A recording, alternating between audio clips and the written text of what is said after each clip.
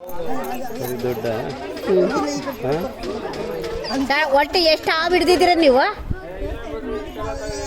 Nagendra sir ಎಷ್ಟು ಹಾವು ಹಿಡ್ದಿದ್ದೀರಾ? 5,500 ಹಿಡ್ದಿದ್ದೀರಾ? ಅವೆಲ್ಲ ಎಲ್ಲಿ ತಗೊಂಡೋಗಿ ಬಿಡ್ತೀರಾ? ಹೆಸರುಘಟ್ಟ ಫಾರೆಸ್ಟ್ಗೆ. ಹಾಂ ಗೊತ್ತು. ಹೌದಾ? ಮೈಸೂರು ಫೋಟೋ ಇದೆ ನೋಡಿ. ಇನ್ಸ್ಟಾಗ್ರಾಮ್ ವಿಷಯ ತಗೊಂಡು ಕುಡಿದ್ರು ಸಾಯಲ್ಲ.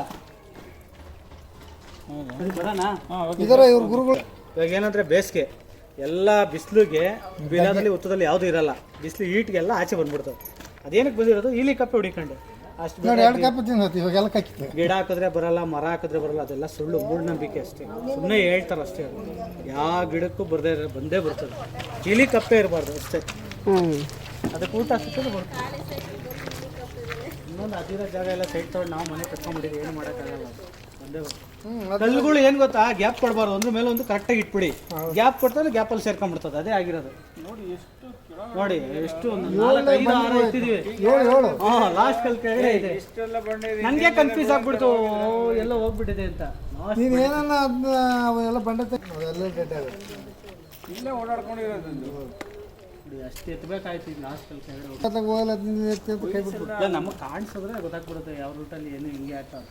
ಗ್ಯಾಪ್ ಕೊಡಬೇಡಿ. ಒಂದ್ರ ಮೇಲೆ ಒಂದು ಕಲ್ಲಿಟ್ಬಿಟ್ಟು ಜೋಡಿಸ್ಬಿಡಿ ಕ್ಲೀನಾಗಿ. ಸರಿ, ನಾನು ಅವ್ರು ಫೋನ್ ಮಾಡಿ ಕರೆಕ್ಟಾಗಿ 15 ನಿಮಿಷ ಆಯ್ತು ಅಷ್ಟೇ. ನಾವಿರೋದಿಲ್ಲ ಕುದ್ರೆಗೆರೆ.